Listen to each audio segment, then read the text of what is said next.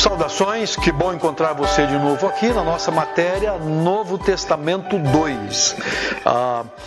A descrição dessa matéria é bem simples. Estamos fazendo uma abordagem dos evangelhos canônicos, você vai lembrar, os 4, e Atos dos Apóstolos, olhando um pouco sobre a questão histórica, olhando sobre a questão cultural, compreendendo a sua mensagem.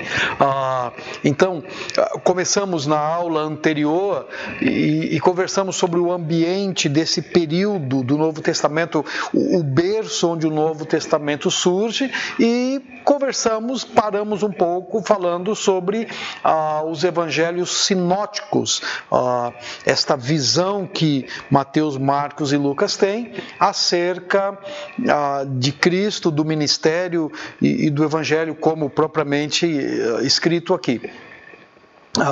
Quando a gente vai falar dos evangelhos sinóticos, nós não incluímos João. João tem uma abordagem diferente acerca da forma de apresentar Cristo. Parece que Mateus, Marcos e Lucas tentam traçar uma cronologia, ainda que os evangelhos não sejam cronológicos, mas há uma lógica, uma progressão durante o relato dos 3 evangelistas. João trabalha mais com ideias, com conceitos, o que o diferencia muito de Marcos, Mateus e João, ainda que haja informações que são comuns, mas à luz dos estudiosos, João não usa as mesmas fontes de pesquisa que Mateus, Marcos e Lucas usaram para a confecção do seu evangelho. Então, o que a gente está fazendo é apresentando para você tanto o ambiente histórico, político, religioso que Jesus nasceu, onde ele desenvolve o seu ministério. Vamos então olhar agora, especialmente quando vamos entrar nos evangelhos propriamente dito, o ministério de Cristo, um pouco sobre a teologia, sobre a doutrina, e também quando na próxima teleaula, videoaula, nós vamos acompanhar a igreja cristã ali no registro de Lucas em Atos dos Apóstolos, ok? Então, o que queremos abordar neste bloco de aula são os 3 evangelhos, Mateus, Marcos e Lucas, como estão apresentados no Novo Testamento. Então vamos lá, o Evangelho de Mateus. Você conhece Mateus, Mateus não se identifica como sendo o autor desse Evangelho, mas a tradição cristã tem atribuído a ele, a Mateus, o apóstolo, o cobrador de imposto, a autoria deste Evangelho.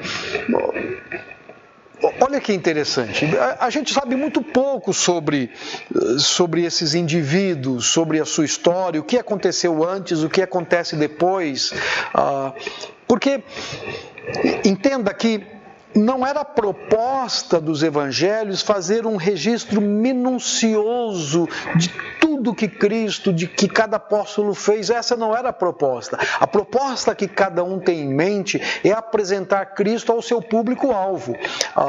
Quando nós olhamos para Mateus, nós vamos encontrar em Mateus um teor muito judaico. Parece que Mateus tem falado a um público judaico, expondo Jesus Cristo como sendo o cumprimento dessas profecias messiânicas. Jesus é aquele que se enquadra, ele se encaixa perfeitamente. De fato, ele é aquilo que um judeu espera como Messias. Muito provavelmente escrito aí em torno do ano 60. Há muita discussão quanto à data, porque essa é uma outra questão que não incomodava os autores do Novo Testamento. Eles não havia obrigatoriedade de se datar um texto, até porque eles têm em mente que Cristo volta logo logo. Eles não têm que esperar muito tempo. Talvez por isso não houve essa preocupação de se colocar datas. Como é que a gente pode identificar as datas? Então, o que os estudiosos fazem? Eles vão pegando dicas no texto, informações, construções, formas de expressões, de frases, de palavras, de ideias, e então vai se construindo isso e até que se chega a uma data aproximada das cartas. Não é possível que você bata o martelo dizendo foi neste dia, neste ano que foi escrito. Salvo algumas cartas onde Paulo, por exemplo, coloca expressões muito claras, óbvias de onde ele está, ok? Então, provavelmente alguém chega a dizer de 50 a 70, esse período de tempo é o período em que os evangelhos são produzidos, não é? Qual é o conteúdo? Ok, o conteúdo do Evangelho de Mateus, que nós vamos abordar conforme é apresentado na sua apostila, ele pode ser dividido em quase que 5 blocos distintos, não é? Do nascimento e infância de Cristo, o período do ministério de Jesus, o seu discurso ali no Sermão do Monte, da justiça e do reino, os atos poderosos, a proclamação do reino, a narrativa, ministério, o reino, comunhão, conflito. Então, se você olhar na sua apostila, na página 12, você tem uma divisão até mais simples. Essa que eu estou apresentando na sua tela é uma divisão apresentada pela aquela Bíblia Vida Nova, na 8ª edição de 1980. É um pequeno esboço do texto, a sua apostila traz um outro esboço, mas se você olhar na sua apostila, ele vai dizer que essas 5 partes, você tem a primeira parte que contém o Sermão do Monte, a segunda parte as instruções aos discípulos, a terceira parte as controvérsias, a quarta parte o discurso sobre os cristãos e a sociedade, e a última parte a ida de Jesus a Jerusalém, o conflito com o judaísmo e toda aquela questão da morte e ressurreição de Cristo. Quem é Cristo no Evangelho de Mateus? Então, Cristo é aquele que cumpre todas as expectativas messiânicas. Mateus é cuidadoso em apresentar este Cristo que cumpre lei, que faz uma releitura da própria lei. Ele é de fato o Messias prometido. E enquanto Cristo está agindo, o Espírito Santo está ali. A atividade do Espírito Santo é presente ali no ministério de Jesus Cristo, desde o nascimento, quando ele é concebido em Maria, no seu batismo. O Espírito Santo está presente na grande comissão, o Espírito Santo está presente na questão do capítulo 12, na questão do exorcismo, da libertação de demônios, nas curas. E aí nós temos uma pequena leitura do Evangelho, né? Um pequeno esboço, se alguém gostaria de memorizar, pode ser aqui interessante você... alguém perguntar do que trata Mateus. Então você pode dizer, olha, Mateus vai falar sobre os antepassados de Cristo, sobre João Batista, o batismo e a tentação, o trabalho de Jesus na Galileia, de Galileia para Jerusalém, a última semana e a ressurreição de Cristo. Ou, se você quiser fazer um resumo um pouco maior dos evangelhos, você pode pensar no assunto de Mateus. Do que fala Mateus? Mateus apresenta Jesus Cristo como o Messias prometido, como aquele que cumpre todas as profecias messiânicas, como Cristo esperado, o Messias aguardado. Então, quando você quer, ou quando lhe perguntarem acerca deste tema, você pode dizer, Mateus apresenta o reino. Olha que interessante essa ideia de reino, porque se Cristo é Messias, ele é rei. Se ele é rei, há um reino. escrito por Mateus. Aí a data, a gente está dizendo uma data, mas você sabe que essa data é flutuante, pode ter sido muito antes disso ou depois, não há nenhum problema. Mas nos 28 capítulos, Mateus está apresentando que este Cristo, nascido de Maria, nascido sob a lei, é o Messias, em que o judeu pode confiar. Não há nenhum problema quanto a isso. Ok? Muito bem. Depois de Mateus, nós temos o Evangelho de Marcos. Marcos é o menor dos evangelhos. Diferente de Mateus e Lucas, é interessante porque Marcos não começa com a narrativa do nascimento de Jesus Cristo. Não há nenhuma informação sobre anjos, sobre pastores, sobre os magos. É legal que o Evangelho de Marcos ele começa assim: este é o princípio das boas novas a respeito de Jesus Cristo, o Filho de Deus. Iniciou-se como o profeta Isaías descreveu: envio o meu mensageiro diante de ti e ele preparará o teu caminho. Ele é a voz que clama no deserto: preparem o caminho para a vinda do Senhor. Então ele diz: João Batista veio pregando e depois Jesus vem pregando, e assim começa o Evangelho de Marcos. Há uma dinâmica muito grande. Parece que Marcos está com pressa de dizer, e alguns detalhes talvez são desnecessários para o público que ele está, a quem ele está direcionando a sua mensagem. Muito provavelmente, Marcos não escreve isso para o judeu. Então, para o judeu, é importante entender que Jesus é descendente de Abraão, que Jesus nasceu da descendência de Davi, que Jesus cumpre o que preceitua a lei da sua apresentação, de ir ao templo com 12 anos. Mas para Marcos, é importante saber que Jesus, que o Cristo do Evangelho, é o Cristo profetizado, anunciado e agora presente. Então, esse é o Evangelho de Marcos.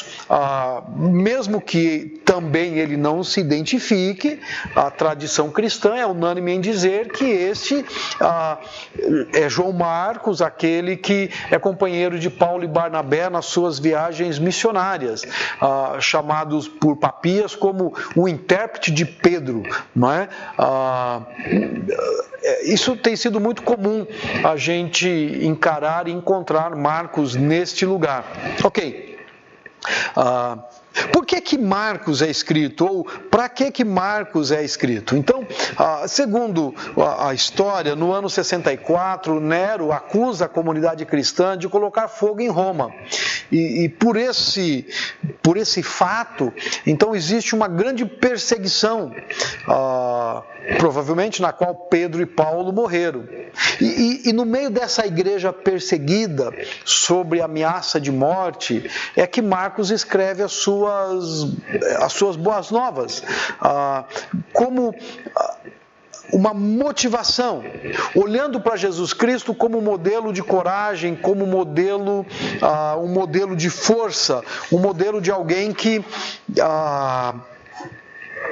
há de não só salvar, de resgatar, mas um servo sofredor que triunfa, que vence, ok? Então, qual é o conteúdo do Evangelho de Marcos? Basicamente, Marcos vai descrevendo o seu Evangelho nos movimentos geográficos de Jesus. Jesus nunca está parado. Se você lê o Evangelho de Marcos, e então Jesus está aqui logo em seguida, e depois disso, e logo mais, Jesus não para.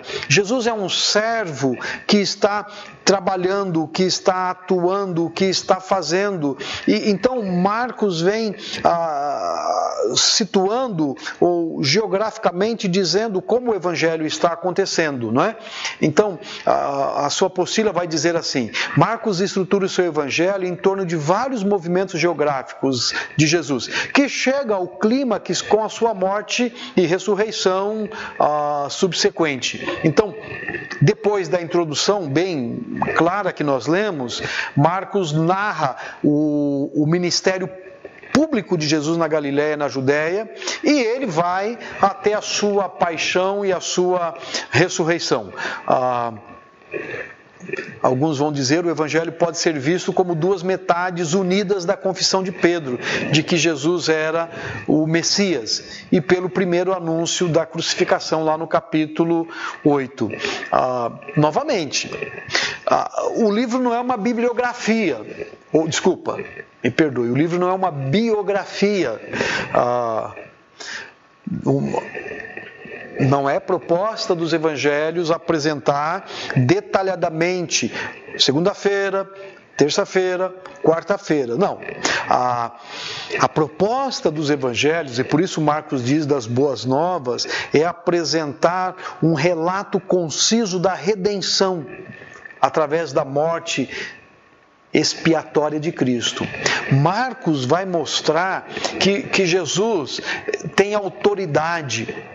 Ele é o Messias, ele tem autoridade como mestre, ele tem autoridade sobre Satanás, ele tem autoridade sobre os espíritos malignos, ele tem autoridade sobre o pecado, sobre o sábado, sobre a natureza, sobre a doença, sobre a morte. Ele é maior do que as tradições legalistas, ele é maior do que o próprio templo.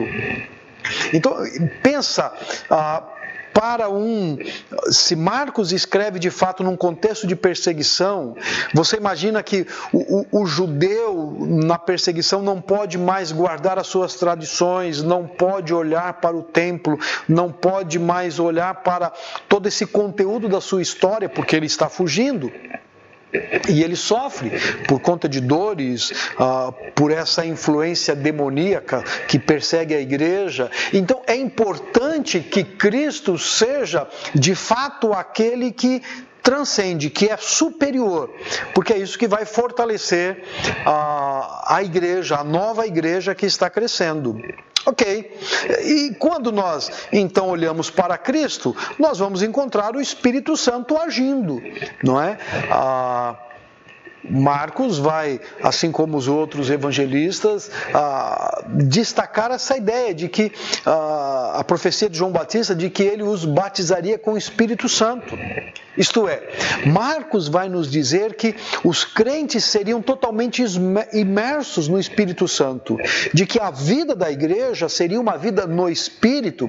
Aliás, o apóstolo Paulo vai dizer mais tarde que aqueles que não têm o Espírito sequer pertencem a ele. E os evangelhos vêm trazendo esta profecia de forma muito clara, muito presente. Então, o Espírito Santo, que aparece no batismo de Cristo, é o Espírito que o leva para o deserto para ser tentado. Marcos vai colocar o pecado contra o Espírito Santo como sendo um pecado que contrasta todos os outros pecados, não é? Isso é uma questão interessante que vale a pena você gastar um tempo para entender. Há muita distorção, mas olha como o Evangelho apresenta e valoriza a questão do Espírito Santo e sua ação ao longo da narrativa do Evangelho. Um esboço bem simples está na sua apostila, não é? Na página 20, onde vai dizer de que Marcos trabalha com o começo da boa notícia, o trabalho na Galileia, da Galileia para Jerusalém, a última semana, a ressurreição e as aparições de Cristo. Percebe? Há uma dinâmica, há um movimento. Você poderia pensar o seguinte: Jesus Cristo, o maravilhoso em poder. Uma outra maneira de entender Marcos é a questão do serviço. Poderíamos dizer que Jesus Cristo é o servo sofredor. O Filho do Homem não veio para ser servido, mas ele veio para servir e dar a sua vida em resgate de muitos.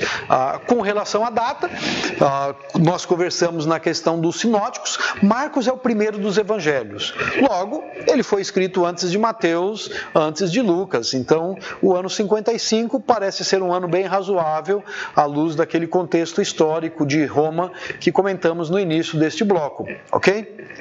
Mateus, Jesus Cristo, cumpre a expectativa messiânica. Ele é o rei prometido, ele é o Messias aguardado em Israel, é aquele que restaura o reino Marcos, o Cristo sofredor, o Cristo servo que dá a sua vida e que nos desafia a nos movimentar em direção ao outro também. E o terceiro evangelho, dos chamados sinóticos, o evangelho de Lucas. Este é um evangelho um pouco distinto dos primeiros, até porque Lucas diz como ele se propõe a fazer. Lucas é um autor riquíssimo de detalhes. Lucas, o médico, o companheiro de Paulo. Lucas, um historiador que documenta. Parece que Lucas está produzindo um documento a Teófilo. Há muita questão sobre quem é Teófilo, se Teófilo é uma pessoa, se Teófilo é a igreja, se Teófilo é um indivíduo ou é apenas uma forma de... como se fosse uma palavra secreta onde os cristãos identificariam, o que não vem ao caso agora. O que importa é assim, Lucas tem uma preocupação em deixar um relato exato, fidedigno acerca de Cristo. E então ele vai pesquisando, ele vai buscando informações, ele vai buscando detalhes, ele entrevista, ele pergunta, ele faz várias pesquisas. Por isso, nós vamos encontrar, quando estudamos o conceito sinótico, que Lucas tem diversas fontes onde ele vai buscando informações, inclusive o Evangelho de Marcos. Quem foi Lucas? Lucas é um crente, é um cristão do primeiro século, um homem cheio do Espírito Santo, com uma visão legal da necessidade de que o conteúdo do Evangelho precisa ser preservado.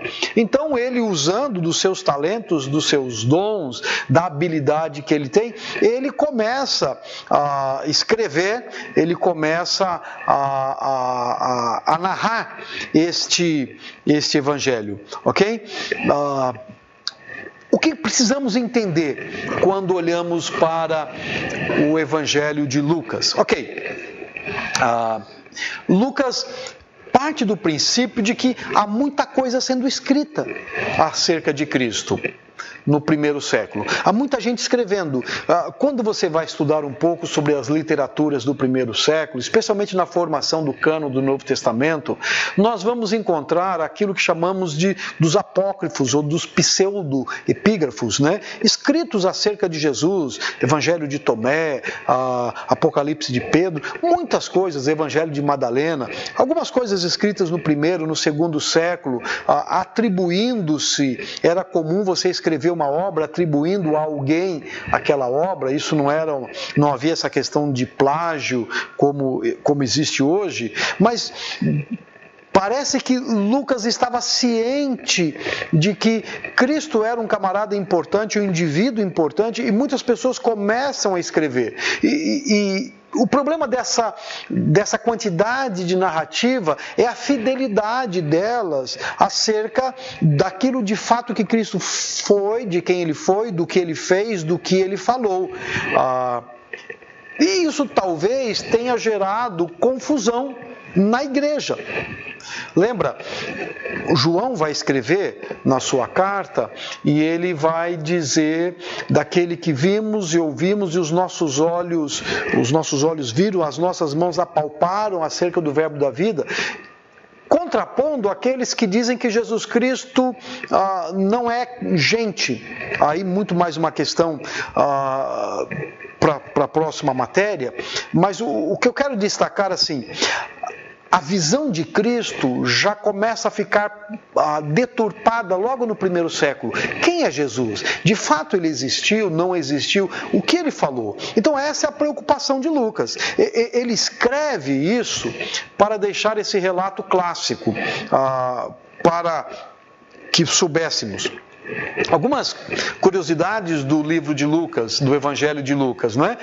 Das parábolas, por exemplo, escritas, registradas no Novo Testamento, 19 delas estão em Lucas.